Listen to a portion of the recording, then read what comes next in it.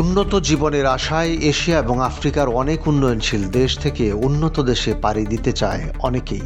জীবনের ঝুঁকি নিয়ে তারা বিশাল সাগর পাড়ি দিয়ে ইউরোপ বা আমেরিকায় পাড়ি দেয়।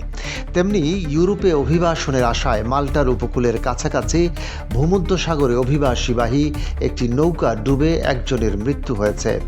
এ ঘটনায় 59 জন বাংলাদেশি নাগরিক সহ মোট 61 জন অভিবাসীকে জীবিত উদ্ধার করেছে মাল্টার কোস্টগার্ড ও উদ্ধারকারী সংস্থাগুলো। উদ্ধার হওয়া সকলকে মাল্টার সংশ্লিষ্ট কর্তৃপক্ষের তত্ত্বাবধানে রাখা হয়েছে।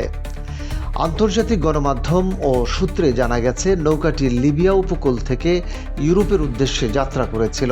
শুক্রবার সকালে যাত্রাপথে মাল্টার সার্চ অ্যান্ড রেস্কিউ জোনে পৌঁছানোর পর নৌকাটিতে যান্ত্রিক ত্রুটি দেখা দেয়। অনেক চেষ্টা করেও নৌকার যান্ত্রিক ত্রুটি সরানো সম্ভব হয়নি।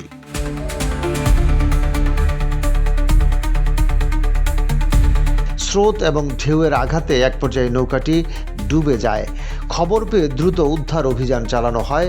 উদ্ধার হওয়া ব্যক্তিদের মধ্যে 6 জন হাইপোথার্মিয়ায় আক্রান্ত ছিলেন এবং তাদের প্রয়োজনীয় চিকিৎসা দেওয়া হয়েছে। নিহত ব্যক্তির পরিচয় তাৎক্ষণিকভাবে জানা যায়নি।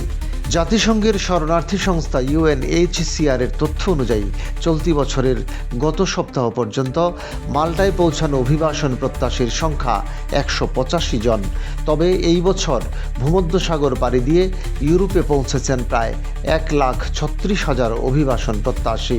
ইউরোপের বিভিন্ন দেশে স্বল্প সংখ্যক অভিবাসন প্রত্যাশী প্রবেশ করলেও ইতালি এবং গ্রিসে সে সংখ্যা অনেক বেশি। ইতালিতে পৌঁছেছেন অন্তত 64,000 এবং গ্রিসে 44,000 জন।